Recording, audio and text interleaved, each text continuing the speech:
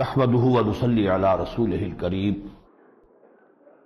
اما بعد فاعوذ بالله من الشيطان الرجيم بسم الله الرحمن الرحيم فما لكم في المنافقين فئتين والله اركسهم بما كسبوا اتريدون ان تهدوا من اضل الله ومن يضلل الله فلن تجد له سبيلا صدق الله العظيم رب اشرح لي صدري ويسر لي امري واحلل عقدة من لساني يفقهوا قولي اللهم ربنا الهمنا رشدنا واعذنا من شرور انفسنا اللهم ارنا الحق حقا وارزقنا اتباعه وارنا الباطل باطلا وارزقنا اجتنابه اللهم وفقنا لما تحب وترضى آمین یا رب العالمین۔ اب جو بات آ رہی ہے کہ جو ان کے لیے بڑی مشکل بن گئی تھی وہ تھا معاملہ ہجرت کا۔ ہجرت فرض کر دی گئی تھی۔ یہ بات ذرا قابل غور ہے کہ آخر اس میں کیا حکمت تھی۔ اب جو کچھ لوگ جو ہے وہ مکے میں ہے، ایمان لے آئے ہیں، وہ وہاں رہنے دیتے، ان کو تو کیا حرج تھا، وہاں رہتے ان کے ذریعے سے وہاں دعوت پھیلتی۔ یا کسی اور قبیلے میں کچھ لوگ ہیں وہ ایمان لے آئے ہیں، اب ان کو لازم کر دینا کہ مدینے آؤ، آپ اپنے قبیلوں کو چھوڑو، ترک کرو اپنے اس رہائش گاہ کو، اپنے وطن کو۔ تو اس کی حکمت کیا تھی، اس کو سمجھ لیجئے کہ حضور صلی اللہ علیہ وسلم کا معاملہ صرف دعوت و تبلیغ کا نہیں تھا، بلکہ دین کی اقامت کا تھا، دین کو قائم کرنا، نظام برپا کرنا۔ نظام برپا کرنے کے لیے ایک انقلابی جدوجہد ضروری ہوتی ہے۔ انقلابی جدوجہد کا ایک مرحلہ آتا ہے جب کہ تصادم ناگزیر ہو جاتا ہے، طاقت کے ساتھ جو ہے آگے بڑھنا پڑتا ہے۔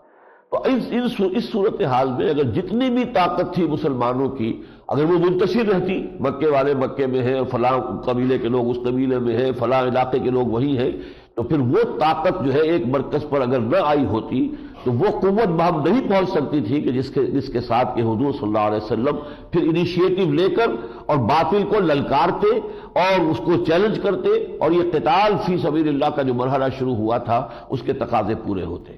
یہ وہ بات تھی جس کے لیے ہجرت فرض کر دی گئی اور کہہ دیا گیا۔ یہ بات جو ہے، ویسے تو یہ تو ہم پڑھ رہے ہیں سورت، یہ تو نازل ہوئی ہے 5 یا 6 میں، اس سے پہلے جو سورہ انفال غزوہ بدر کے فوراً بعد نازل ہوئی ہے، اسی میں یہ کہہ دیا گیا تھا کہ جو شخص بھی ہجرت نہیں کرتا ہے مسلمانوں کا، اب تمہارا ان سے کوئی تعلق نہیں ہے۔ یہ بات جو ہے سورہ انفال میں کہہ دی گئی ہے۔ اب یہاں پر اب تک بھی جن لوگوں نے ہجرت نہیں کی ہے، گویا کہ انہوں نے ثبوت دے دیا ہے کہ ان کو اپنی اللہ اور اس کے رسول سے زیادہ اپنا وطن محبوب ہے، یا اپنی رشتہ داریاں محبوب ہے، یا جو بھی ان کو اپنے ان قبیلوں کے اندر جو بھی ان کا تعلق ہے وہ زیادہ محبت ہے ان کو ان سے، بجائے اللہ اس کے رسول اور دین کے غلبے کی جد و جہد سے۔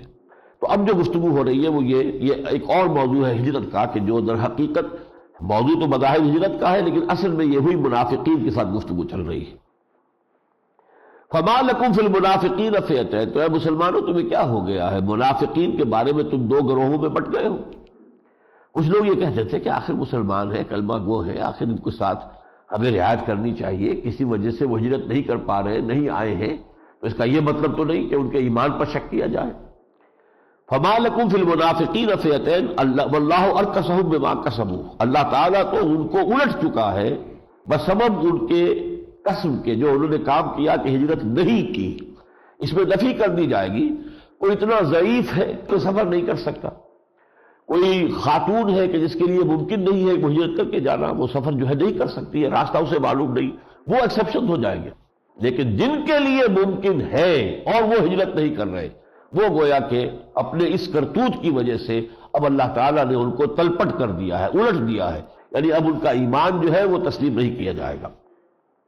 اتریدون ان تہدوا من اضل اللہ، تو اے مسلمانوں کیا تم یہ چاہتے ہو کہ اس کو ہدایت دے دو جس سے اللہ گمراہ کر چکا ہے، جس کی گمراہی پر اللہ کی طرف سے مہر تصدیق ثبت ہو چکی ہے؟ جنہوں نے ہجرت سے انکار کیا ہے، ہجرت نہیں کر رہے ہیں، در حقیقت ان کے دلوں پر اللہ نے مہر کر دی ہے۔ اب تم چاہتے ہو کہ نرمی کا سبق دے کر اور نرمی کا مشورہ دے کر شاید اس طریقے سے وہ لوگ جو ہے ہدایت کے راستے پر آ جائیں۔ وَمَن يُضْلِلِ اللَّهُ فَلَن تَجِدَ لَهُ سَبِيلًا، اور جس کو اللہ نے گمراہ کر دیا ہو، یعنی جس کی گمراہی پر اللہ کی طرف سے مہر تصدیق ثبت ہو چکی ہو، تو تم نہیں پاؤ گے ان کے لیے کوئی راستہ۔ وَدُّوا لَوْ تَكْفُرُونَ كَمَا كَفَرُوا، وہ یہ چاہتے ہیں کہ تم بھی اسی طرح کفر کرو جیسے انہوں نے کیا ہے، فَتَكُونُونَ سَوَاءً، تاکہ تم برابر ہو جاؤ۔ فَلَا تَتَّخِذُوا مِنْهُمْ أَوْلِيَاءَ حَتَّى يُهَاجِرُوا فِي سَبِيلِ اللَّهِ، تو تو ان میں سے کسی کو اپنا دوست حمایتی نہ سمجھو اور نہ بناؤ جب تک کہ وہ اللہ کی راہ میں ہجرت نہ کرے۔ یہ دو ٹوک فیصلہ ہے اللہ تعالیٰ کا۔ فَإِن تَوَلَّوْا، پھر اگر وہ رخ موڑ لیں، پیٹھ موڑ لیں، ہجرت سے انکار کریں، فَخُذُوهُمْ وَاقْتُلُوهُمْ حَيْثُ وَجَدتُّمُوهُمْ وَلَا تَتَّخِذُوا مِنْهُمْ وَلِيًّا وَلَا نَصِيرًا، تو انہیں پکڑو، انہیں قتل کرو جہاں بھی انہیں پاؤ۔ یعنی کہ اب ان کا حکم وہی کفار کا حکم ہے۔ اگر وہ کفار ہی میں رہنے کو ترجیح دے رہے ہیں، اپنے کافر قبیلوں ہی کے درمیان جو ہے رہنا چاہتے ہیں اور ہجرت کر کے اب یہی مدینے نہیں آ رہے ہیں، تو اب ان کا حکم وہی ہے جو کفار کا ہے، لہذا اب اگر کہیں دنگ ہوتی ہے تو ان کے لیے کوئی امان نہیں ہے، ان کو بھی قتل کیا جائے گا جیسے کہ اس قبیلے کے کفار کو قتل کیا جائے گا۔ البتہ اس میں کوئی استثناءات ہیں۔ اگر کوئی قبیلہ ایسا ہے کہ جس سے آپ کا کوئی معاہدہ ہے اور اسی میں وہ مسلمان بھی ہے جو کہ منافق جن کو کہا جا رہا ہے، تو ظاہر بات ہے انہیں قتل نہیں کیا جا سکتا، اس لیے وہ تو معاہد قبیلے سے تعلق رکھتے ہیں۔ لیکن جس قبیلے کے ساتھ جنگ ہے وہاں اگر کوئی اس طرح کا مسلمان ہے جو مدعی ایمان ہے لیکن ہجرت نہیں کر رہا ہے، تو اس کا معاملہ اس کے جو کفار ہیں قبیلے کے لوگ انہی کے ساتھ ہوگا۔ یہ مضمون بعد میں بھی آئے گا، لیکن اس سے پہلے اب ایک اور مضمون آ گیا ہے، درمیان میں یہ چیزیں قرآن مجید میں آتی ہیں۔ ما کان للمؤمن ان یقتل مؤمنا الا خطأ، کسی مومن کے لیے یہ ممکن ہی نہیں ہے کہ وہ کسی دوسرے مومن کو قتل کرے مگر خطا، غلطی ہو گئی۔ آدمی نے تیر چلایا تھا ہرن پر، لگ گیا کسی انسان کو، قتل ہو گیا۔ یا آج کل گاڑیوں کے تحت ایکسیڈنٹ ہوتے ہیں، ان میں جو بھی ہے یہ قتل خطا کہلاتا ہے۔ سعودی عرب میں اس کا جو نام ہے وہ قتل خطا ہے، اس میں دیت دینی پڑتی ہے۔ چاہے ظاہر بات ہے کہ اس شخص کا کوئی ارادہ تو نہیں تھا، وہ تو ایکسیڈنٹ ہوا ہے، ایکسیڈنٹ میں کوئی شخص فوت ہو گیا ہے، لیکن ہوا ہے آپ کے ہاتھوں، آپ کے ذریعے سے، تو اس کا خون بہا آپ کے ذمے آ جائے گا۔ اور یہ وہ چیز ہے کہ جس کی وجہ سے واقعتاً بہت وہاں پر جو ہے حالات بہتر ہیں، کیونکہ ہر ڈرائیور کو یہ معلوم ہے کہ آئی ول بی ہیلڈ ریسپانسبل، میرے ہاتھ سے اگر ایکسیڈنٹ ہوتا ہے اور اس میں کوئی شخص مارا جاتا ہے تو اس کی دیت میرے ذمے ہوگی۔ یہ چیز ہمارے ہاں بھی کوشش کی گئی تھی کہ یہاں پر اس طرح کا کوئی قانون لایا جائے، لیکن پھر ڈرائیوروں نے جو ہڑتال کی اور جو ہڑبونگ ہوئی اس ملک کے اندر، پھر وہ قانون نہیں چل پایا، اس کو تقریباً یہ کہ نلیفائی کر دیا گیا۔ ما کان لمؤمن ان یقتل مؤمنا الا خطا، کسی مومن کے شایان شان ہی نہیں ہے یا اس کے لیے ممکن ہی نہیں ہے کہ وہ کسی مومن کو قتل کرے، ہاں خطا، بھول سے، چوک سے۔ ومن قتل مؤمنا خطا فتحریر رقبۃ مؤمنہ ودیۃ مسلمۃ الی اہلہ الا ان یصدقوا، تو جس شخص نے قتل کر دیا کسی مومن کو غلطی سے، تو اب اس کے لیے ایک تو ہے اللہ تعالیٰ سے کفارہ اپنے گناہ کا، اور ایک ہے مقتول کی دیت جو اسے دینی ہوگی، دوہرا تاوان آئے گا۔ فَتَحْرِيرُ رَقَبَةٍ مُؤْمِنَةٍ، تو اسے کسی مومن غلام کا آزاد کرنا اس پر لازم ہوگا۔ ایک مومن کی جان اس کے ہاتھوں گئی ہے، تو ایک مومن کے جب غلامی کی قید میں ہے اس کو خرید کر آزاد کرانا یہ اس کے ذمہ ہے۔ اور اس کے علاوہ وَدِيَةٌ مُسَلَّمَةٌ إِلَىٰ أَهْلِهِ، جو وہاں قتل ہو گیا ہے، مارا گیا ہے آپ کے ہاتھوں غلطی سے، اس کے گھر والوں کو دیت دی جائے گی۔ وَدِيَةٌ مُسَلَّمَةٌ إِلَىٰ أَهْلِهِ إِلَّا أَن يَصَّدَّقُوا، سوائے اس کے کہ وہ گھر والے جو ہے یا اس کے خاندان کے لوگ اگر معاف کر دیں تو ٹھیک ہے، یہ ان کا حق ہے، وہ معاف کر دیں گے۔ وہ اللہ کا حق ہے، اور وہ جو ہے کہ ایک مومن کی جان چھڑانا اور ایک مومن کو آزاد کرا دینا یہ اللہ کی طرف سے ہی ادا کرنا پڑے گا۔ اس میں بھی پھر مختلف شکلیں ہیں، تفصیل سے آئی ہے، لیکن اس میں آخری بات آئی ہے وَمَن يَقْتُلْ مُؤْمِنًا مُتَعَمِّدًا۔ اس آیت کو آپ سنیں اور پڑھیں اور پھر سوچیں کہ کس قدر قتل ہمارے ہاں ہو رہے ہیں معاشرے میں، مسلمانوں کو قتل کر رہے ہیں، لیکن اللہ کی نگاہ میں کسی مسلمان کو قتل کر دینا اس کی حیثیت کیا ہے؟ وَمَن يَقْتُلْ مُؤْمِنًا مُتَعَمِّدًا، جو کوئی قتل کرے کسی مومن کو جان بوجھ کر، ارادے کے ساتھ، فَجَزَاؤُهُ جَهَنَّمُ خَالِدًا فِيهَا، تو اس کا بدلہ جہنم ہے جس میں وہ ہمیشہ رہے گا۔ یہ خاص طور پر وہ مقامات میں نوٹ کرا رہا ہوں کہ خلود فی النار اگرچہ کفار کے لیے ہے، لیکن یہاں پر اس قسم کے جرائم پر خلود فی النار، جہنم میں ہمیشہ رہنے کی جو ہے وہ اللہ تعالیٰ کی طرف سے دھمکی آئی ہے۔ وَغَضِبَ اللَّهُ عَلَيْهِ وَلَعَنَهُ، اور اللہ تعالیٰ کا غضب ہوگا اس پر، اللہ تعالیٰ کی لعنت ہوگی۔ وَأَعَدَّ لَهُ عَذَابًا عَظِيمًا، اور اللہ تعالیٰ نے اس کے لیے بہت بڑا عذاب تیار کیا ہوا ہے۔ اس کے بعد پھر پلٹ کر، اگرچہ وہ قتال فی سبیل اللہ کا مضمون تو پہلے آ چکا ہے، لیکن یہ جیسا کہ آیا تھا ہر دل مومنین، اہل ایمان کی تشویق اور ترغیب اور پرسویشن کا جو بھی انداز ہے نبی آپ اختیار کر سکتے ہو کہ وہ اللہ کی راہ میں جنگ کے لیے نکلے، وہ اختیار کیجئے، تاہم آپ پر ذمہ داری آپ ہی کی ہے۔ اس ضمن میں یہ آیتیں آئی ہیں لا يستوی القاعدون من المؤمنین غیر اولی الضرر والمجاہدون فی سبیل اللہ باموالہم وانفسہم، برابر نہیں ہے اہل ایمان میں سے وہ لوگ جو بیٹھ رہتے ہیں، یعنی وہ جنگ کے لیے نہیں نکلتے، غیر اولی الضرر ہے، حالانکہ انہیں کوئی تکلیف نہیں ہے، کوئی عذر نہیں ہے، کوئی شخص بیمار ہے، کسی کو کوئی اور عذر لائے کا تو بات اور ہے، لیکن یہ کہ صحت مند ہے، چاق و چوبند ہے، پھر بھی نہیں جا رہا، تو اب اس کا درجہ کم ہو جائے گا۔ وہ دوسرے وہ لوگ ہیں والمجاہدون فی سبیل اللہ باموالہم وانفسہم، اور دوسرے وہ لوگ کہ جو جہاد کرتے ہیں، قتال کے لیے نکلتے ہیں اللہ کی راہ میں اپنی جانوں اور مالوں سمیت۔ فضل اللہ المجاہدین باموالہم وانفسہم علی القاعدین درجہ، اللہ تعالیٰ نے ان مجاہدین کا ایک بہت اونچا درجہ معین کر دیا ہے ان کے مقابلے میں کہ جو بیٹھے ہوئے ہیں، جو اللہ کی راہ میں جنگ کے لیے نہیں نکل رہے ہیں۔ وَكُلًّا وَعَدَ اللَّهُ الْحُسْنَىٰ، ویسے اللہ کا وعدہ سب کے ساتھ اچھا ہے۔ یہ اصل میں وہ وقت ہے جیسا کہ میں نے عرض کیا تھا کہ ابھی نفیر عام نہیں ہے، ابھی پرسویشن کا معاملہ ہے، لیکن حضور کی حیات طیبہ کے آخری دور میں آ کر نفیر عام بھی ہو گئی تھی غزوہ تبوک کے موقع پر کہ ہر مسلمان کو نکلنا ہے، الا یہ کہ وہ رخصت لے، آ کے اپنا عذر بتائے کیا مجبوری ہے، یہ بتا کر جو ہے رخصت لے لے۔ تو اس ورنہ جو لوگ نہیں گئے تھے، جب حضور واپس تشریف لائے ہیں تبوک سے تو آپ نے ایک ایک کو بلا کر ایکسپلینیشن کال کی ہے، بعضوں کو سزا بھی دی ہے۔ فضل اللہ المجاہدین باموالہم وانفسہم علی القاعدین درجہ وکلا وعد اللہ الحسنی وفضل اللہ المجاہدین علی القاعدین اجرا عظیما، اور اللہ تعالیٰ نے بہت تفضیل اور بہت فوقیت دی ہے مجاہدین کو، جو اللہ تعالیٰ کی طرف سے اجر عظیم ملنے والا ہے اس کے اعتبار سے قاعدین بیٹھ رہنے والوں کے مقابلے میں، درجات منہ ومغفرۃ ورحمہ، اور یہ اللہ تعالیٰ کی طرف سے درجات ہوگے اور مغفرت ہوگی اور رحمت ہوگی۔ اب ہجرت کا مضمون پھر آ رہا ہے۔ جو لوگ ہجرت جنہوں نے نہیں کی، مدعی ہیں ایمان کے، فرمایا ان الذین توفاہم الملائکۃ ظالمی انفسہم، وہ لوگ کہ جن کو فرشتے آ کر ان کی جانیں قبض کرتے ہیں جب موت آتی ہے، اس حال میں کہ وہ اپنے اوپر ظلم کر رہے تھے، یعنی انہوں نے اللہ کے رسول کے حکم کے بموجب اور اللہ کے حکم کے بموجب ہجرت نہیں کی، تو گویا کہ اپنی جانوں پر ظلم کر رہے تھے۔ قالوا فیما کنتم، فرشتے اس وقت جان قبض کرنے سے پہلے کہیں گے کہ آپ کس حال میں تھے، دعویٰ کر رہے تھے ایمان کا، اور حال ہے کہ آپ کفر کے ماحول میں دارالکفر کے اندر مقیم ہے، ہجرت کا حکم ہے، ہجرت فرض ہے اور ہجرت نہیں کر رہے۔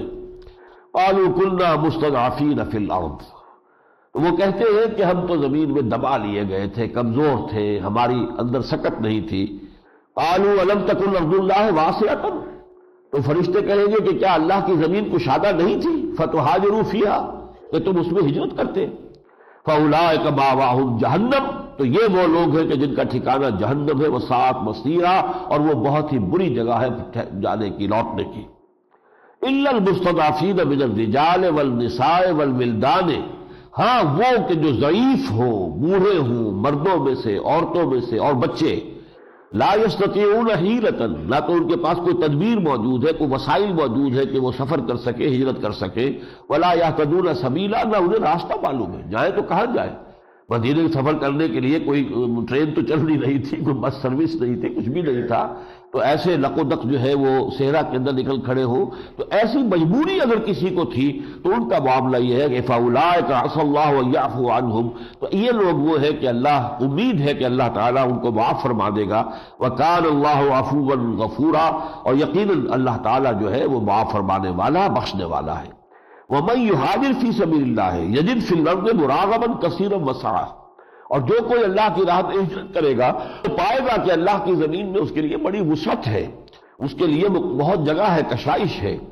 ومن يخرج من بيته مهاجرا، اور جو شخص اپنے گھر سے نکل کھڑا ہوا مهاجرا الى الله ورسوله، اللہ اور اس کے رسول کی طرف ہجرت کرنے کی نیت سے، ثم يدرك الموت، اور پھر اس کو موت آ لے، اس سے پہلے کہ وہ مدینہ منورہ پہنچے، دارالہجرت پہنچے، اگر موت راستے میں آ گئی، فقد وقع اجرہ علی اللہ، تو اس کا اجر اللہ کے ذمے قائم ہو گیا، اس لیے کہ اس نے تو اپنی طرف سے سفر ہجرت کا آغاز کر دیا تھا، وطن کو چھوڑ کر نکل کھڑا ہوا تھا، راستے میں موت آ گئی ہے تو وہ جو ہجرت کا جو ثواب ہے اس میں کوئی کمی نہیں ہوگی۔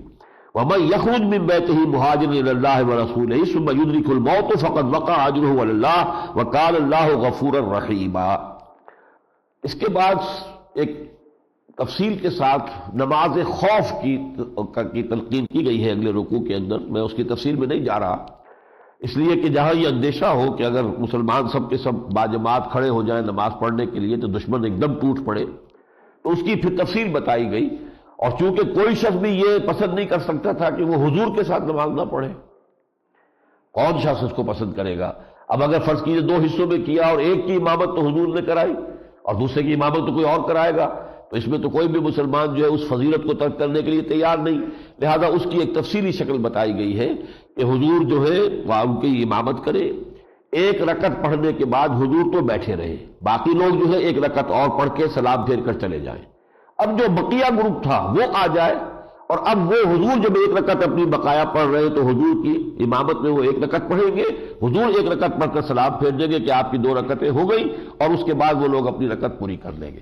یہ پوری تفصیل ہے، اس سے ایک تو اندازہ ہوتا ہے کہ نماز کی اہمیت ان حالات میں بھی کہ شدید خطرہ موجود ہو، اس میں بھی یہ کہ نماز کا معاملہ آگے آئے لڑائی میں اگر وقت نماز قبلہ روح ہو کہ زمین بوس ہوئی قوم حجاز، تو یہ اس کی اہمیت ہے اور تفصیل اس کی بتائی گئی ہے۔ اس کے بعد یہ آیہ مبارکہ آ رہی ہے اور یہ اس سے کچھ مشابہ ہے جو سورہ آل عمران میں ہم پڑھ چکے ہیں۔ وَلَا تَهِنُوا فِي ابْتِغَاءِ الْقَوْمِ، اور اے مسلمانوں سستی نہ دکھاؤ اپنے دشمنوں کا تعاقب کرنے میں، سرگرمی سے کام لو۔ اِن تَكُونُوا تَعْلَمُونَ فَإِنَّهُمْ يَعْلَمُونَ كَمَا تَعْلَمُونَ، اگر تمہیں کوئی رنج پہنچتا ہے، کوئی گزند پہنچتا ہے، کوئی تکلیف پہنچتی ہے، تمہیں بے آرامی سے سابقہ پیش آتا ہے، تو ان کے ساتھ بھی تو یہی معاملہ ہے، وہ بھی انسان ہے۔ یہ جو اپنے معبودان باطل کے لیے سر دھڑکی بازی لگا رہے ہیں، حالانکہ ان کو تو اللہ پر تو اعتماد نہیں ہے، ان کو تو یہ معبود ہے باطل جن کی کوئی حقیقت ہی نہیں، یہ بت ہیں یا دیویاں ہیں جن کی کوئی حقیقت ہی نہیں، وہ اپنے ان تمام جو بھی ان کی آبائی روایات ہیں اور جو ڈھکوسلے چلے آ رہے ہیں ان کے لیے اتنی قربانیاں دے رہے ہیں، تو تمہارا معاملہ تو ان سے بہت زیادہ ہونا چاہیے۔ وَلَا تَهِنُوا فِي ابْتِغَاءِ الْقَوْمِ إِن تَكُونُوا تَعْلَمُونَ، اگر تمہیں علم پہنچتا ہے، تکلیف پہنچتی ہے، فَإِنَّهُمْ يَعْلَمُونَ كَمَا تَعْلَمُونَ، تو انہیں بھی تو تکلیف پہنچتی ہے۔ وَتَرْجُونَ مِنَ اللَّهِ مَا لَا يَرْجُونَ، جیسے ہم نے وہاں پڑھا تھا إِن يَمْسَسْكُمْ قَرْحٌ فَقَدْ مَسَّ الْقَوْمَ قَرْحٌ مِثْلُهُ، اگر تمہیں ایک چرکا لگا ہے، زخم لگا ہے، 70 تمہارے جو ہے وہ شہید ہو گئے ہیں، تو یاد کرو کہ 1 سال پہلے ایسا ہی بڑا زخم ان کو بھی تو لگ چکا ہے۔ 70 ان کے سرکردہ جو تھے، ان کے سردار، وہ میدان بدر کے اندر واصل جہنم ہو چکے ہیں۔ اس کے بعد انہوں نے تو ہمت نہیں ہاری، وہ 1 سال کے اندر ہی تیاری کر کے 3000 کا لشکر لے کر آ گئے تم سے لڑنے کے لیے، تو تمہیں تو ان سے کہیں زیادہ بڑھ کر جو ہے وہ اپنی سرگرمی کا اور اپنی ایثار کا اور سرفروشی کا اور جانفشانی کا مظاہرہ کرنا چاہیے۔ تو فرمایا وَلَا تَهِنُوا فِي ابْتِغَاءِ الْقَوْمِ إِن تَكُونُوا تَعْلَمُونَ فَإِنَّهُمْ يَعْلَمُونَ كَمَا تَعْلَمُونَ وَتَرْجُونَ مِنَ اللَّهِ مَا لَا يَرْجُونَ، تم تو اللہ سے اس فضل اور ثواب کے امیدوار ہو جس کی انہیں سے کوئی توقع ہی نہیں۔ وَكَانَ اللَّهُ عَلِيمًا حَكِيمًا، یقیناً اللہ تعالی علیم ہے، سب کچھ جاننے والا اور حکیم ہے۔ اس کے بعد وہ آیت میں آپ کو سنا رہا ہوں کہ جو قرآن حکیم میں قانون اسلامی کے جو مصدر گنے گئے ہیں، سورسز، وہ 4 ہیں۔ قرآن نمبر 1، سنت رسول صلی اللہ علیہ وسلم نمبر 2، پھر اجماع، وہ چیزیں جن پر کہ مسلمان جمع ہو گئے، امت مسلمہ نے اتفاق کر لیا، اور پھر قیاس اور اجتہاد ہے۔ یہ اجماع جو ہے خاص طور پر دور صحابہ کا اجماع، دور خلافت راشدہ کا اجماع، جبکہ ابھی نہ فرقے تھے نہ کوئی علیحدہ سیاسی نظام تھے۔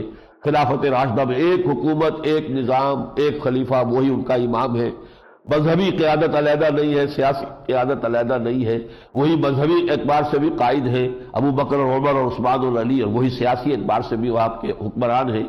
جو اس زمانے میں جن چیزوں پر مسلمانوں کا جو ہے کنسنسس ہو گیا، اجماع ہو گیا، تو یہ گویا کہ قرآن اور سنت رسول کے بعد تیسری شے ہے کہ جو لیجسلیشن جو ہوگی کسی بھی اسلامی ریاست میں، اس میں یہ 3rd سورس کی حیثیت سے برقرار رہے گی۔ اس پر امام شافعی رحمۃ اللہ علیہ کو، حالانکہ اصول فقہ پر سب سے پہلی کتاب انہوں نے لکھی ہے کتاب الام، لیکن وہ یہ بیان کرتے ہیں کہ مجھے ذہن میں اشکال تھا کہ یہ اجماع کے لیے کوئی دلیل قرآن مجید سے دلیل ملنی چاہیے کہ جس شے پر مسلمانوں کا اجماع ہو جائے اس کی بھی کوئی حقیقت ہے، اس کی بھی کوئی حیثیت بن جاتی ہے قانونی اعتبار سے۔ کہتے ہیں 300 مرتبہ میں نے قرآن شروع سے آخر تک پڑھا، صرف اس مسئلے کو ذہن میں رکھ کر کہ قرآن مجید میں کوئی آیت کسی جگہ مجھے اس ضمن میں روشنی مل جائے، اور پھر 301ویں مرتبہ جو ہے یہ آیت مبارکہ سامنے آئی۔ وَمَن يُشَاقِقِ الرَّسُولَ مِن بَعْدِ مَا تَبَيَّنَ لَهُ الْهُدَىٰ، جو شخص بھی نبی کے ساتھ زندہ کی روش اختیار کرتا ہے اس کے بعد کہ اس کے لیے ہدایت واضح ہو گئی، وَيَتَّبِعْ غَيْرَ سَبِيلِ الْمُؤْمِنِينَ، اور اہل ایمان کے راستے کے سوا کوئی اور راستہ اختیار کرتا ہے۔ اب یہاں گویا کہ اہل ایمان کا راستہ یہ خود ایک مستند شے ہو گئی۔ وَيَتَّبِعْ غَيْرَ سَبِيلِ الْمُؤْمِنِينَ نُوَلِّهِ مَا تَوَلَّىٰ وَنُصْلِهِ جَهَنَّمَ، تو ہم اس کو حوالے کرتے ہیں اسی کے کہ جس کا اس نے رخ کیا ہے، یعنی اس کا تعلق پھر ہم سے نہیں رہا، وَنُصْلِهِ جَهَنَّمَ، اور ہم اسے پہنچا کر رہیں گے جہنم میں، وَسَاءَتْ مَصِيرًا، اور یہ بہت ہی بری جگہ ہے لوٹ کر جانے کی۔ تو یہ جو ہے سبیل المومنین، اہل ایمان نے جو فیصلہ کر لیا، اور خاص طور پر اس وقت جبکہ کوئی فرقہ بندی نہیں تھی، کوئی اختلاف نہیں تھے، کوئی سیاسی دھڑے بندیاں نہیں تھی، امت کی وحدت تھی، تو یہ گویا کہ تھرڈ سورس ہے جو اسلامی، اب لیجسلیشن اگر اسلامی ریاست اللہ کرے کہ پاکستان میں وہ قانون شریعت کا نفاذ ہو، تو اس میں کیا کتاب و سنت، اور سنت کے ساتھ سنتی و سنت الخلفاء الراشدین المہدیین، تو خلافت راشدہ کے دوران کے جو اجماع ہے، جو کنسنسس ہے، وہ بھی در حقیقت ایک مستقل ہمارے لیے سورس کی حیثیت سے رہے گی۔ اس کے بعد پھر وہی آیت آئی ہے جو اس سے پہلے آ چکی ہے، سورہ نساء میں یہ آیت 2 مرتبہ آئی ہے، ان اللہ لا یغفر ان یشرک بہ ویغفر ما دون ذلک لمن یشاء، اللہ تعالیٰ اسے ہرگز نہیں بخشے گا کہ اس کے ساتھ شرک کیا جائے، اور ہاں اس سے کمتر جو بھی گناہ ہے ان کو بخش دے گا جس کے لیے چاہے گا، یہ بھی اس کی ڈسکریشن ہے، وہ یہ نہیں ہے کہ سب کے لیے اوپن لائسنس ہے، لیکن امید پھر بھی ہے کہ اللہ تعالیٰ معاف فرما دے۔ ایک تو یہ کہ بندہ توبہ کر لے، تو توبہ سے تو ظاہر بات ہے شرک سے بھی توبہ کر لے گا تو اللہ تعالیٰ سابقہ جو بھی اس کی کوتاہی ہے اسے درگزر فرمائے گا، لیکن بغیر توبہ کے بھی اللہ تعالیٰ دوسرے گناہوں کی امید دلا رہا ہے کہ ہم جس کے لیے چاہیں گے بخش دیں گے، لیکن شرک نہیں بخشا جائے گا۔ تو اس اعتبار سے میں نے اس وقت بھی عرض کیا تھا کہ بہت اہمیت ہے اس بات کی کہ ہم سمجھیں شرک کی شکلیں بہت ہیں، صرف یہ بت پرستی ہی شرک نہیں ہے، نفس پرستی بھی شرک ہے۔ ارأیت من اتخذ الہہ ہواہ، کیا آپ نے دیکھا ہے نبی اس شخص کو جس نے اپنی خواہش نفس کو اپنا خدا بنا لیا ہے؟ آپ خواہش نفس کی اطاعت کر رہے ہیں، اللہ کے حکم کو پیچھے ڈال رہے ہیں، نفس کی خواہش کو پوری کر رہے ہیں، تو آپ کا خدا تو نفس ہوا۔ اسی طریقے سے تیس عبد الدینار و عبد الدرہم، حضور فرماتے ہیں ہلاک ہو جائے درہم و دینار کا بندہ، کیا مانی؟ درہم و دینار آپ حلال ذریعے سے کمائیں، حلال جگہ خرچ کریں، کوئی حرج نہیں، حرام ذریعے سے کما رہے ہیں تو دینار آپ کا معبود ہے پھر، اس لیے کہ آپ نے اللہ کے حکم کو اس دینار کی محبت کی وجہ سے توڑ ڈالا، اللہ کے حکم سے سرتابی کیے، تو یہ معبود ہے آپ کا۔ چاہے آپ لکشمی دیوی کی پوجا نہیں کرتے، آپ دولت کی تو پوجا کر رہے ہیں۔ کیسے عبد الدینار و عبد الدرہم، ہلاک اور برباد ہو جائے درہم و دینار کا بندہ، یہ پورا تصور جو ہے سامنے ہونا چاہیے۔ اور آج کے دور میں جو کچھ کانسیپٹس ہیں، وطن بہت بڑا معبود بن گیا ہے، یہ کھڑے ہو کر ترانہ جو آپ کرتے ہیں یہ وطن کی نماز ہے جو آپ ادا کر رہے ہیں، یہ قنوت جو ہے اللہ کے سوا کسی اور کے لیے قنوت نہیں ہے، جھنڈے کے لیے سلامی دی جا رہی ہے، ترانہ پڑھا جا رہا ہے، یہ نماز ہے وطن کی۔ اور اس کو کہا علامہ اقبال نے اس دور میں ان چیزوں کی پہچان اللہ نے جس نے ان کو دی تھی وہ عام علماء کو وہ پہچان نہیں دی تھی۔ علماء جو بھی پچھلے علماء لکھ چکے ہیں اپنے اپنے دور میں شرک نے جو شکلیں اختیار کی تھی وہ تو انہیں خوب معلوم ہے، اس کو وہ بیان بھی کرتے ہیں، اس کی مذمت بھی کرتے ہیں، اس کے خلاف دعوت و تبلیغ اور جد و جہد بھی ہے۔ اس دور میں جو نئے جو ہے، اس دور میں بے اور ہے، جام اور ہے، جم اور، ساقی نے بدا کی روش لطف و ستم اور تہذیب کے آزر نے ترشوائے صنم اور، مسلم نے بھی تعمیر کیا اپنا حرم اور، ان تازہ خداؤں میں بڑا سب سے وطن ہے، جو پیرہن اس کا ہے وہ مذہب کا کفن ہے۔ یہ تو وطنیت جو ہے وطن آئیڈیل بن گیا ہے، اور اس حوالے سے جو ہے شرک کی تمام قسموں کو سمجھنا بہت ضروری ہے۔ 19ویں رکوع میں سورہ مبارکہ کے خواتین کے ضمن میں جو پہلے کچھ احکام آئے تھے ان کی کچھ مزید وضاحتیں آئی ہیں، کچھ سوالات کیے گئے۔ وَيَسْتَفْتُونَكَ فِي النِّسَاءِ، اے نبی یہ آپ سے پوچھ رہے ہیں عورتوں کے بارے میں، جیسا کہ آپ کے علم میں ہے کہ یہ سب سے اہم مسئلہ ہے تمدن انسانی کا، مرد اور عورت کے درمیان رشتہ، اور اس میں عدل توازن کس طرح ہو۔ تین چیزیں ہیں کہ جو انسانی تمدن کے تقریباً لا ينحل مسائل ہیں، ان کو سوائے اللہ کے کوئی حل نہیں کر سکتا، انسانی عقل اس سے عاجز ہے۔ ایک یہی ہے کہ مرد اور عورت کے درمیان حقوق اور فرائض کا توازن کیا ہو۔ مرد سوچے گا تو اپنی مصلحت کو دیکھے گا، عورت کی مصلحت کو نہیں دیکھ سکتا۔ وہ عورت کی نفسیات ہی کا اسے اندازہ نہیں ہے، اس کے احساسات کیا ہے اسے کیا معلوم۔ عورت سوچے گی وہ اپنے اعتبار سے سوچے گی، اسے مرد کے اعتبار سے سوچنا ممکن نہیں ہے۔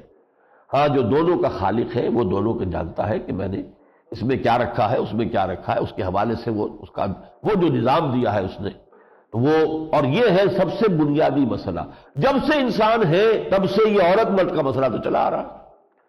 دوسرا مسئلہ یہ ہے جب ایک ریاست بن گئی، نظام بن گیا، تو یہ جو نظام ہے اور جو افراد ہیں ان کے درمیان کیا توازن ہے، اجتماعیت کو کتنا اختیار حاصل ہے، افراد کو کتنی آزادی حاصل ہے۔ اب یہ چیز ایک مسئلہ بھی ہے، بہت بڑا مسئلہ ہے، پولیٹیکل سائنس کا مسئلہ ہے۔ افراد مادر پدر آزاد ہو جائیں تو نظام درہم برہم ہوتا ہے، اور اگر ریاست بہت زیادہ کنٹرول کر لے تو ٹوٹلیٹیرین قسم کی اور مستبد حکومت بن جاتی ہے۔ دونوں انتہاؤں کی طرف معاملہ جاتا ہے۔ درمیان میں آزادی بھی ہو اور آزادی کے ساتھ صحیح جو بھی قیود ضروری ہیں وہ بھی عائد کی جائیں۔ اسی طریقے سے سرمایہ اور محنت کے درمیان کیا توازن ہو۔ سرمایہ دار تو اپنی مصلحت کو دیکھے گا اور مزدور جو ہے وہ اپنی مصلحت کو دیکھے گا۔ لیبر اور کیپٹل میں کیا توازن ہو، آسان کام نہیں ہے۔ تو ان میں سب سے بنیادی وہ ہے جو عورت کا مسئلہ ہے، اور جیسا کہ میں نے عرض کیا اس پر گفتگو پہلے ہو چکی ہے لیکن کچھ سوالات کیے گئے۔ یستفتونک فی النساء قل اللہ یفتیکم فیہن، تو اب کہہ دیجئے اے نبی کہ اللہ تعالیٰ فتویٰ دے رہا ہے، وضاحت کر رہا ہے ان کے بارے میں۔ ما یتلی علیکم فی الکتاب فی یتامی النساء اللاتی لا تؤتونہن ما کتب لہن وترغبون ان تنکحوہن، یہ جو تم یتیم بچیوں سے شادیاں کر لیتے ہو اور پھر ان کو ان کے حقوق ادا نہیں کرتے، تو ایک تو ہم نے اس کو روک دیا ہے کہ اس سے شادی نہ کرو، اور تمہیں اگر ضرورت ہے شادی کرنے کی تو جو بھی جائز جو ہے تمہارے لیے کھلا ہوا ہے، دو تین چار شادیاں کر سکتے ہو، لیکن یہ کہ اس معاملے کے اندر احتیاط ہے۔ اسی طریقے سے ان تقوموا للیتامی بالقسط، یتیموں کے نظام کو بڑی درستی کے ساتھ، عدل کے ساتھ، انصاف کے ساتھ برپا کرو۔ تیسرے یہ کہ اگر کسی عورت کو اندیشہ ہے وَإِنْ امْرَأَةٌ خَافَتْ مِنْ بَعْلِهَا نُشُوزًا أَوْ إِعْرَاضًا، اپنے شوہر کی طرف سے اسے اب یہ کیفیت ہے، شکایت ہے کہ شوہر کی کوئی توجہ اس کی طرف نہیں ہے، وہ اس کے ضرورتیں پوری نہیں کر رہا ہے، اعراض کیے ہوئے ہے، لیکن ہے اس کے قید نکاح میں، بدی ہوئی تو ہے لیکن وہ جو ہے اپنے فرائض ادا نہیں کر رہا ہے، اپنی ذمہ داری ادا نہیں کر رہا ہے، فلا جناح علیہما یصلحا بینہما صلحا والصلح خیر وعہدۃ الانفس الشح وان تحسنوا وتتقوا فان اللہ کان بما تعملون خبیرا۔ تو پھر یہ کہ اگر کوئی صلح کر لے، یا مراد ہے خلع، عورت جو ہے وہ اپنے مہر کا کچھ حصہ واپس کر کے، یا مہر اگر ابھی نہیں لیا تھا دینا تھا تو اس میں سے کچھ حصہ معاف کر کے وہ شوہر سے علیحدگی اختیار کر سکتی ہے، تاکہ اس کی یہ جو گو بگو کی کیفیت ہے وہ ختم ہو جائے۔ اس کے بعد فرمایا وَلَن تَسْتَطِيعُوا أَن تَعْدِلُوا بَيْنَ النِّسَاءِ وَلَوْ حَرَصْتُمْ، پہلے فرمایا تھا کہ اگر تم انصاف نہیں کر سکتے تو پھر ایک نکاح فواحدہ، پھر ایک سے زائد نکاح کی اجازت نہیں ہے۔ اب یہاں فرمایا کہ تمہارے لیے ممکن ہی نہیں ہے کہ عدل کر سکو اپنی بیویوں کے مابین، چاہے تم کتنا ہی چاہو۔ اور اس میں مراد کیا ہے؟ یہ جو دلی میلان ہے، ظاہر بات ہے اس پر انسان کا اختیار نہیں ہوتا، جو حضور نے خود کہہ دیا کہ اللہ اس پر میرا اختیار نہیں ہے تو اس پر میرا مواخذہ نہ کیجو، البتہ جو چیزیں بھی حساب کتاب کی وہ میں نے پوری جو ہے حضور نے وقت باریاں مقرر کی ہوئی تھی، شب باشی کی بھی، اسی طریقے سے شام کو عصر سے مغرب کے درمیان آپ ایک راؤنڈ لیتے تھے تمام ازواج مطہرات کے ہاں چند منٹ کے لیے، 5-10 منٹ ہر ایک کے ہاں، ہر شے میں برابری کی۔ اسی طرح نفقات جو ہے، خرچہ وغیرہ جو ہے اس میں بھی بالکل برابری، ٹائم اپنا پورا برابر، خرچہ یہ سارا پورا برابر، جو چیز ناپ تول میں آ سکتی ہے وہ برابر، حجرے ہیں تو برابر ہیں، برابر سائز کے ہیں، لیکن یہ کہ اللہ اب یہ جو میرے دل کا رجحان ہے، ظاہر بات ہے اس پر مجھے اختیار نہیں۔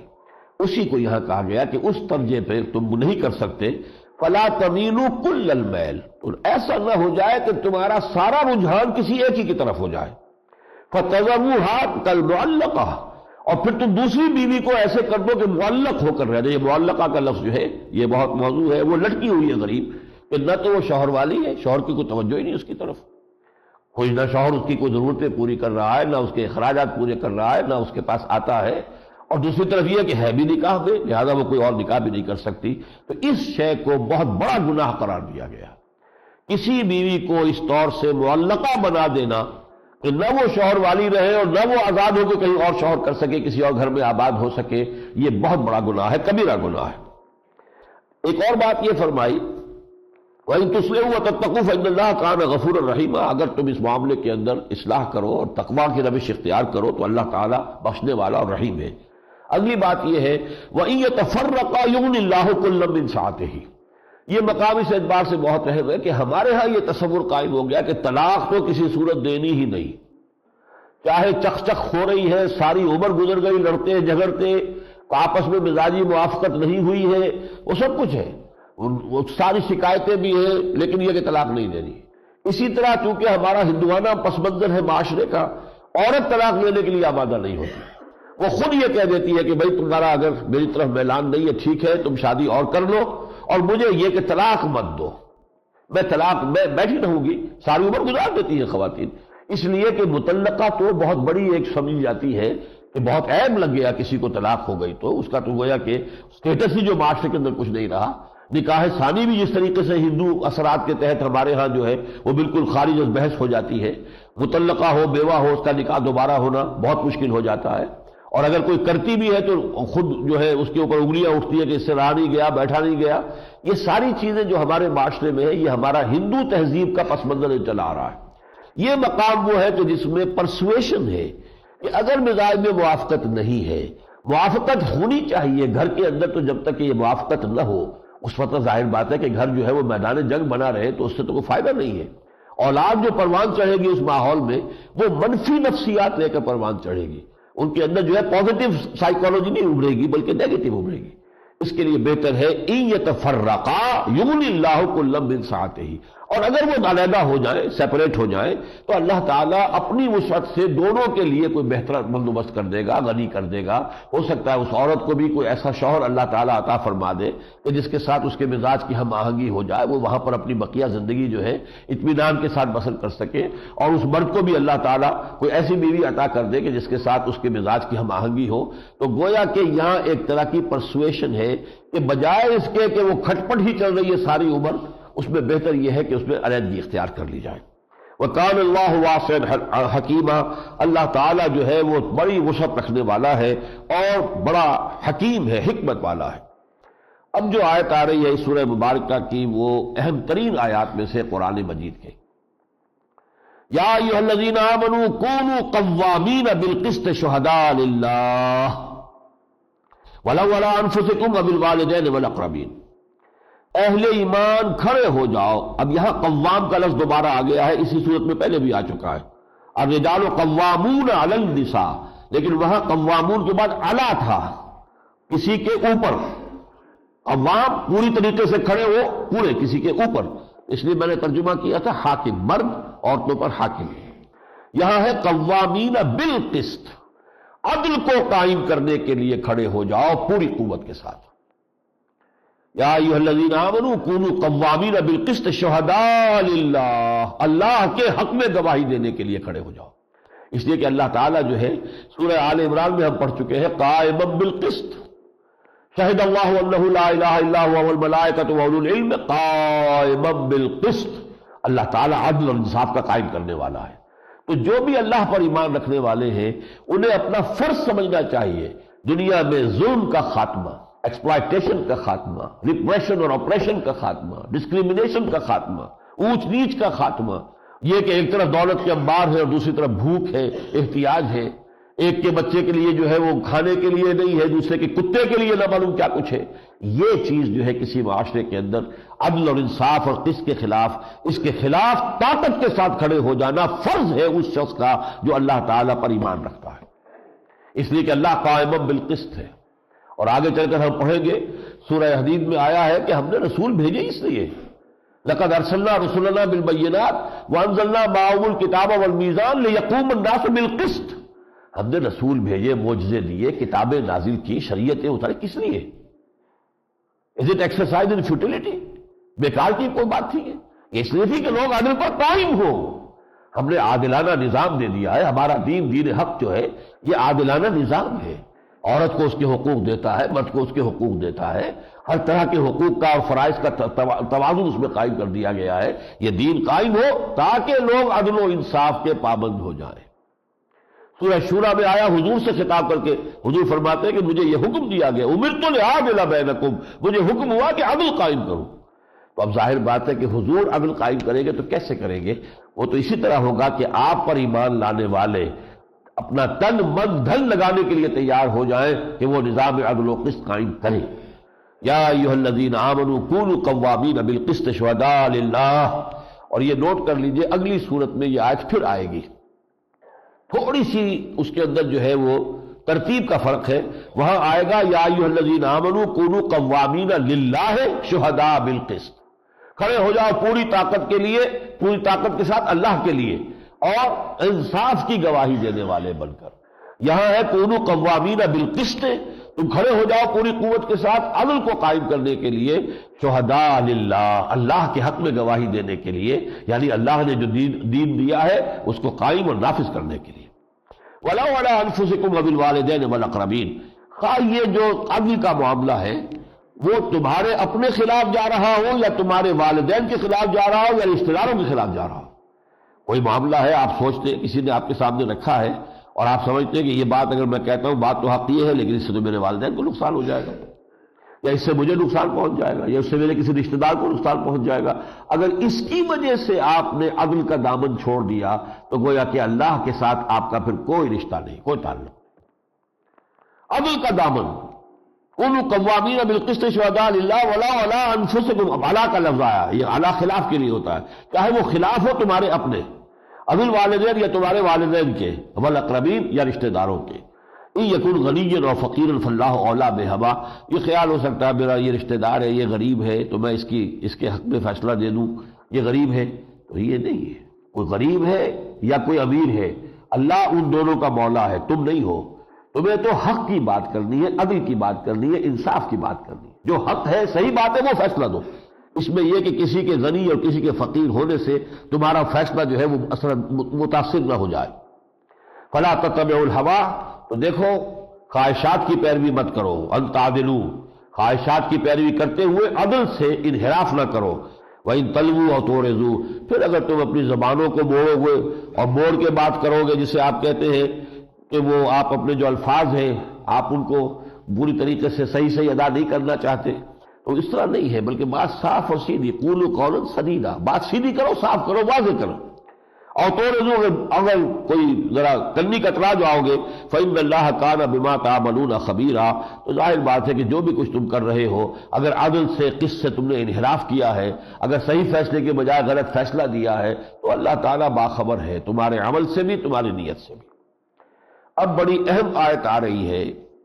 ظاہر بات ہے کہ یہ نظام عدل و قسط کے قیام کے لیے انسانوں کو جو محنت، مشقت، جد و جہد، ایثار، قربانی دینی پڑے گی، اس کے لیے یقین والا ایمان لازم ہے انسان کے اندر. قربانی آدمی دیتا ہے کسی یقین کی بنیاد پر. لہذا اس آیت میں، اگلی آیت میں اب ایمان کے دو حصے کیے جا رہے ہیں. ایک ایمان ہے زبانی کلامی، اقرار باللسان. یہ لیگل ایمان کا تقاضا تو پورا ہو گیا. جس نے کہا اشہد ان لا الہ الا اللہ واشہد ان محمد رسول اللہ، مسلمان ہو گیا، چاہے وہ ہندو تھا، سکھ تھا، پارسی تھا، عیسائی تھا، کسے باشا. تو لیگل تقاضا تو صرف شہادت علی الناس، شہادت ہے، شہادت کلمہ شہادت جسے ہم کہتے ہیں اشہد ان لا الہ الا اللہ واشہد ان محمد رسول اللہ، ہو گیا. لیکن اصل ایمان وہ ہے جو یقین بن کر دل کی گہرائیوں میں جاگزی ہو جائے. چنانچہ اب کہا جا رہا ہے یا ایھا الذین آمنوا آمنوا باللہ ورسولہ. بظاہر تو بڑا عجیب سا اے ایمان والو، ایمان لاؤ اللہ پر. تو جس کے پاس پہلے سے ایمان ہے اس سے یہ بات کہنا بظاہر محمل معلوم ہوتی ہے، بات بے معنی ہے. یا ایھا الذین آمنوا آمنوا، اے ایمان والو ایمان لاؤ. مراد کیا ہے؟ ایمان کے دو مرحلوں کو اچھی طرح آئیڈینٹیفائی کر لو. زبان کا سے اقرار کر کے تم ایک مرحلے پر تو آ گئے، تم نے لیگل اس کا تقاضا پورا کر دیا، تمہیں مسلمان شمار کیا جائے گا. لیکن یہ حقیقی ایمان نہیں ہے. حقیقی ایمان ہے جبکہ یہ دلوں کی گہرائیوں کے اندر جا کر یقین کی شکل اختیار کر کے جاگزی ہو جائے. چنانچہ یہی بات آگے چل کر ہم پڑھیں گے سورہ حجرات میں کہ کچھ لوگوں کے بارے میں کہا گیا قالت الاعراب آمنا قل لم تؤمنوا ولکن قولوا اسلمنا. یہ بدو کہہ رہے ہیں ہم ایمان لے آئے. اے نبی ان سے کہہ دیجئے تم ہرگز ایمان نہیں لائے ہو بلکہ یوں کہو کہ ہم مسلمان ہو گئے. وَلَمَّا يَدْخُلِ الْإِيمَانُ فِي قُلُوبِكُمْ ابھی تک ایمان تمہارے دلوں میں داخل نہیں ہوا ہے. تو جب تک دل میں ایمان داخل نہیں ہوا اس وقت تک تم مومن نہیں ہو. مسلم ضرور ہو گئے اس لیے کہ بولے الاسلام علی خمس، اسلام کی بنیاد 5 چیزوں پر ہے: شہادت اللہ الہ الا اللہ وان محمد رسول اللہ واقام الصلاۃ وایتاء الزکوٰۃ وصوم رمضان وحج البیت. متفق علیہ روایت ہے حضرت عبداللہ ابن عمر رضی اللہ تعالی عنہما سے. یہاں شہادت جو ہے زبانی وربل اٹیسٹیشن جو ہے آپ کو مسلمان بنا دیتی ہے. تو لیگل ایمان تو آپ اس کو کہہ سکتے ہیں کہ آپ کو حاصل ہو گیا، لیکن حقیقی ایمان تک رسائی حاصل کرنا اس کے لیے محنت کرنی پڑے گی. یا ایھا الذین آمنوا آمنوا باللہ ورسولہ، اے ایمان کے دعوے داروں، اے وہ لوگوں کہ جو ایمان کا قانونی تقاضا پورا کر کے دائرہ اسلام میں داخل ہو چکے ہو. آمنوا باللہ ورسولہ، ایمان لاؤ حقیقی معنی میں اللہ پر اور اس کے رسول پر. والکتاب الذی نزل علی رسولہ، اور اس کتاب پر بھی کہ جو اللہ نے اپنے بندے پر نازل فرمائی محمد پر صلی اللہ علیہ وسلم اپنے رسول پر. والکتاب الذی انزل من قبل، اور اس کتاب پر بھی جو اس نے پہلے نازل کی تھی تورات انجیل. وَمَن يَكْفُرْ بِاللَّهِ وَمَلَائِكَتِهِ وَكُتُبِهِ وَرُسُلِهِ وَالْيَوْمِ الْآخِرِ فَقَدْ ضَلَّ ضَلَالًا بَعِيدًا. اور جو کوئی کفر کرتا ہے اللہ کا یا اس کے فرشتوں کا یا اس کی کتابوں کا یا اس کے رسولوں کا یا یوم آخر کا، فقد ضل ضلالا بعیدا، تو وہ تو گمراہ ہو گیا ہے اور گمراہی کی بھی بہت دور کی حد کو نکل گیا ہے. اب اس کے بعد ایک نقشہ کھینچا جا رہا ہے نیکسٹ آیت میں. ایک شخص ہے کہ جو ڈبکیاں کھا رہا ہے ایمان اور کفر کے مابین. یہ کچھ لوگ ہوتے ہیں اللہ تعالیٰ نے خدا پنج گوش یکساں نہ کرد، نہ ہر زن نفس و نہ ہر مرد مرد. کچھ لوگ ہوتے ہیں جن کی قوت ارادی مضبوط ہوتی ہے. ہر چہ بعد آباد جو چیز اختیار کر لی ہے اب کر لی ہے، ہر چہ بعد آباد اب جو بھی ہو سو ہو. ماں کشتی درآب انداختے، ہم نے تو اپنی کشتی ڈال دی ہے سمندر میں، اب یہ کشتی تیرے گی تو ہم تیریں گے، یہ ڈوبتی ہے تو ہم ڈوبیں گے، اس کشتی کو چھوڑنے والے ہم نہیں. کچھ لوگ ہوتے ہیں کہ جو خیر کی طرف چلنا بھی چاہتے ہیں، کوئی تکلیف آتی ہے، مصیبت آتی ہے، آزمائش آتی ہے تو پھر پیچھے قدم ہٹتا ہے. پھر کوئی حالات ذرا اچھے نظر آئے کچھ، یا کچھ تھوڑی سی کسی وقت کسی کی نصیحت سے، کسی کی تذکیر سے اس وقت کچھ جذبات ایمانی دوبارہ پیدا ہوئے، پھر کچھ آگے بڑھے، پھر وہ حالات کو دیکھا پھر چھٹک گئے. یہ ہے ایمان اور کفر کے درمیان جو ہے وہ ڈبکیاں لگانا. جیسے کہ ایک شخص ڈوب رہا ہوتا ہے پانی میں تو وہ ڈبکیاں کھاتا ہے 2-3 اور پھر وہ ڈوبتا ہے. تو یہ نقشہ کھینچا گیا ہے، یہ کیفیت ہے نفاق کی. ان الذین آمنوا ثم کفروا ثم آمنوا ثم کفروا ثم ازدادوا کفرا لن یکن اللہ لیغفر لهم ولا لیہدیہم سبیلا بشر المنافقین بان لهم عذابا الیما. یہ کیفیت ہے نفاق کی. نفاق کی اصل حقیقت یہ ہے کہ انہیں ایمان اچھا لگتا ہے، اللہ اچھا لگتا ہے، رسول بھی اچھے لگتے ہیں، ٹھیک ہے، لیکن قربانی دینا، مال خرچ کرنا، جان دینے کے لیے تیار رہنا، یہ بھاری کام. اس کے درمیان جو ڈبکیاں کھاتے ہیں، اس کے درمیان جو ادھر سے ادھر جو ہے آسیلیٹ کرتے ہیں، کبھی کچھ ایمان کی طرف آ گئے پھر کفر کی طرف آ گئے. کفر بھی قانونی کفر نہیں ہے، یہ اندر ہی اندر کفر ہے. اوپر تو ان کا جو بھی ہے وہ ایمان اسلام، وہ لیگل ایمان تو قائم ہے، لیگل ایمان انٹیکٹ رہتا ہے. یہ وہ مرتد نہیں ہے کہ جس نے کفر کیا تو مرتد ہو گیا، واجب القتل ہو گیا، چھٹی ہوئی، نہیں، یہ تو اندر ہی اندر ہو رہا ہے. جیسے شہتیر ہوتے، ان شہتیروں کو دیمک نے کھا لیا ہے، اوپر سے ایک پٹی چھوڑی ہوئی ہے کہ لوگوں کو نظر نہیں آ رہا، وہ تو ایک دم جب گرے گا تو پتا چلے گا یہ تو بالکل کھوکھلا ہو چکا تھا. لیکن یہ کہ وہ نظر نہیں آتا، اندر ہی اندر دیمک کھا رہی ہوتی. اسی طرح اندر ہی اندر ایمان ختم ہوتا چلا جاتا ہے. ان الذین آمنوا ثم کفروا ثم آمنوا ثم کفروا ثم ازدادوا کفرا. اور اس میں خوبصورت نقشہ وہی ہے ڈوبنے والا. کوئی ڈبکیاں کھاتا ہے، اوپر آیا پھر نیچے آیا پھر اوپر گیا پھر نیچے گیا سو گیا، وہ ڈوب گیا، وہ جا کے پھر تہ میں بیٹھ گیا. تو ان الذین آمنوا ثم کفروا ثم آمنوا ثم کفروا ثم ازدادوا کفرا لم یکن اللہ لیغفر لهم، اللہ تعالیٰ ان کی مغفرت نہیں فرمائے گا. ولا لیہدیہم سبیلا، نہ ان کو کوئی راستہ دکھائے گا۔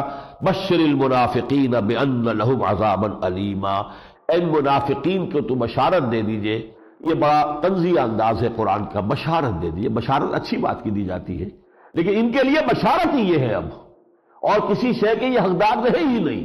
یہ کم ہمت لوگ کہ جو یکسو نہیں ہے اللہ کے راستے میں، اللہ پر ایمان میں، یہ اس کے کسی اور بشارت کے مستحق نہیں سوائے اس جہنم کی بشارت کے۔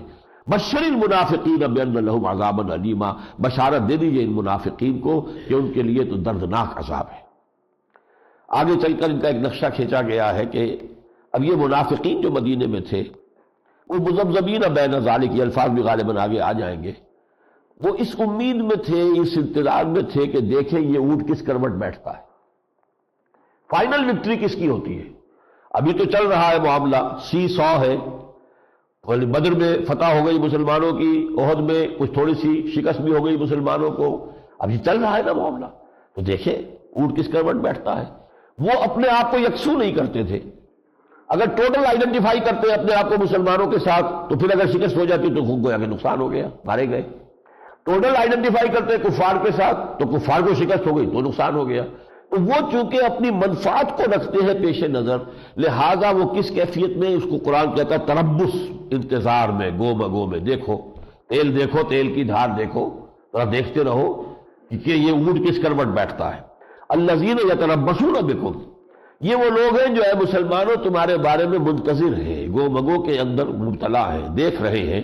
فَإِن كَانَ لَكُمْ فَتْحٌ مِّنَ اللَّهِ، تو اگر تمہیں فتح مل جائے اللہ کی طرف سے، قَالُوا أَلَمْ نَكُن مَّعَكُمْ، تو یہ بھی حاضر ہو جائیں گے، کیا ہم آپ کے ساتھ نہیں تھے؟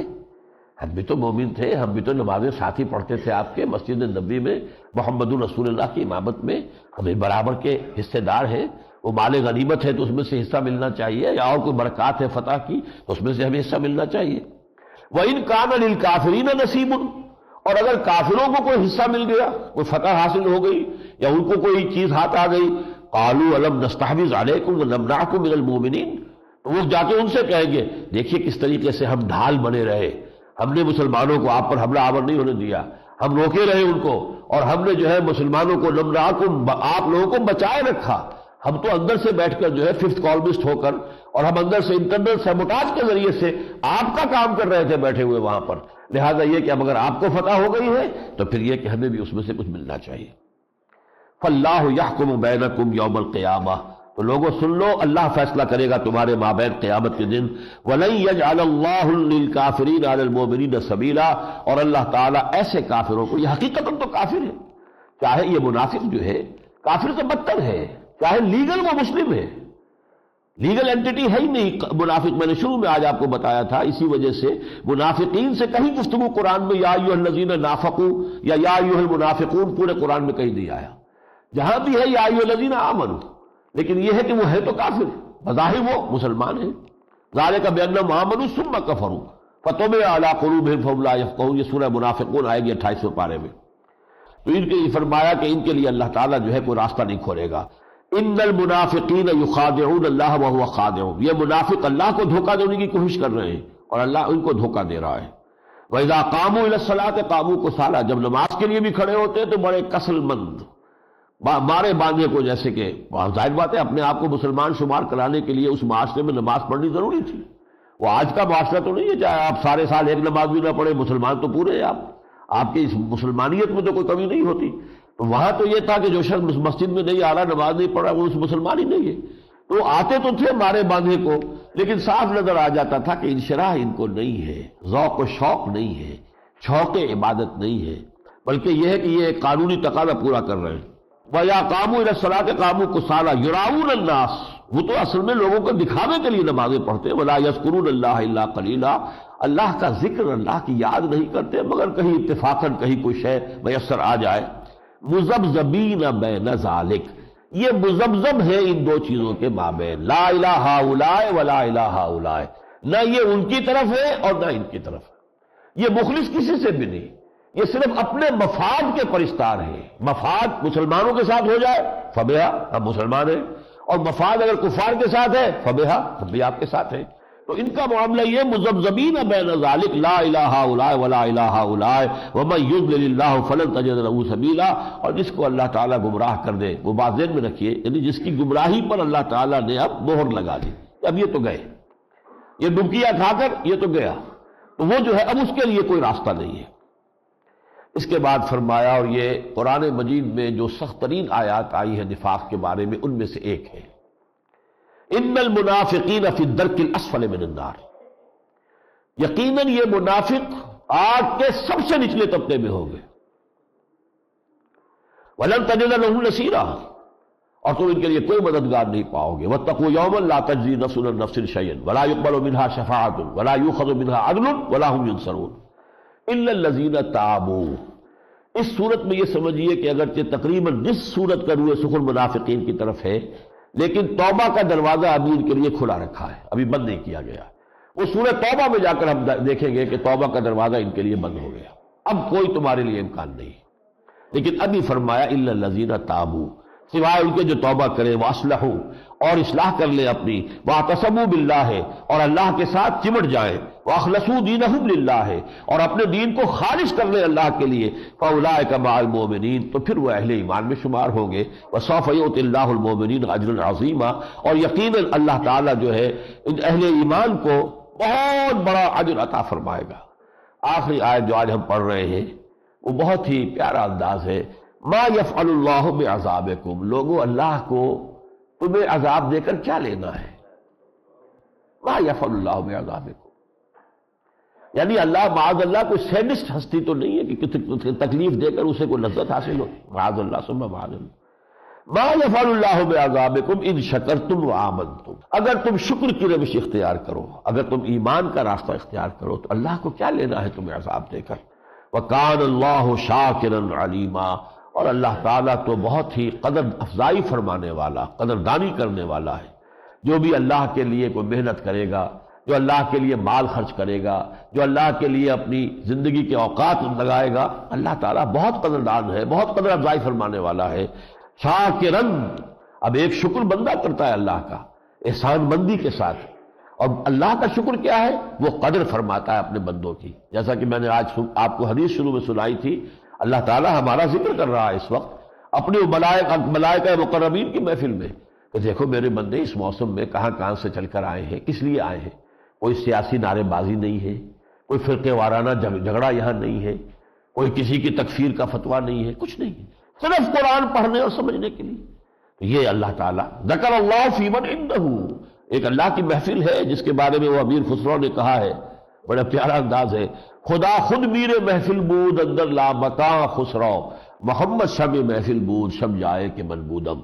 اب رات کو کیا کیفیت ہوئی ہوگی امیر خسرو کی، کیا انہیں روحانی تجربہ ہوا، رات جہاں میں تھا وہ ایک محفل تھی لا مکان کی، مکان میں نہیں ہے، وہ سپیس میں نہیں ہے، وہ ماورائے سپیس ہے، لا مکان، اس کی اس محفل کا میر جو ہے، صدر جو ہے وہ اللہ ہے، اور اس کی محفل کی شمع محمد ہے صلی اللہ علیہ وسلم۔